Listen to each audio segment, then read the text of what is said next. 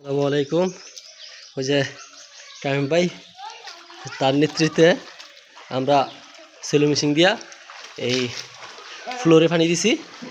আর অনেকে চিন্তা করেন যে ফ্লোরে সেলো মেশিনটা পানি দিলে ফ্লোর সইরা যাওয়ার সম্ভাবনা আছে, কিন্তু অনেকেই এটা চিন্তা করেন, কিন্তু না।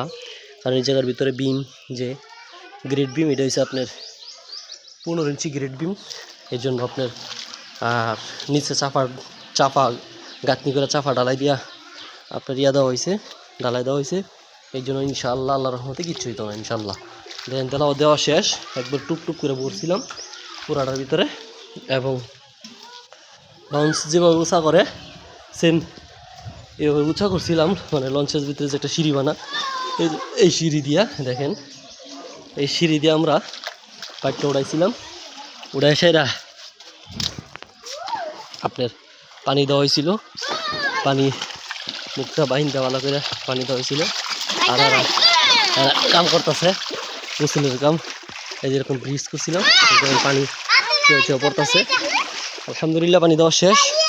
দেখা যাক ইনশাল্লাহ, আজকাল কিছু করবো না, কালকে এটারে ভালো করে একটু দেখে জরমুস যদি লাগে কইরা পরে এটারে আপনার আমরা ঢালাইয়ের ব্যবস্থা করব। আর ফ্লোর একসাথে মেশিন দিয়ে ঢালাইয়ের ব্যবস্থা করা হবে। আর আপনার এটারে সমান করবো কালকা।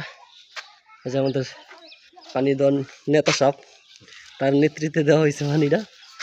এখন অনেকে চিন্তা করবেন যে পানিটা দেওয়া ঠিক হয় নাই, এবং অনেকে করবেন যে ঠিক হয়েছে। কিন্তু আমার মতে যেভাবে মজবুত করে কাজ করা হয়েছে, পানি দিলে কিচ্ছু হবে না ইনশাল্লাহ।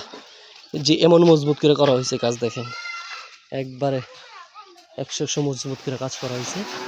তাই পানি দিছি ইনশাল্লাহ কিচ্ছু হবে না, দেখেন।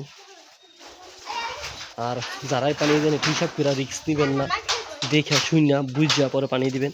আর একসাথে এক জায়গায় লাগাই থুয়ে দিবেন না, খালি ওই জায়গায় লাগাই দিলেন আর পানি যাইতে থাকলো।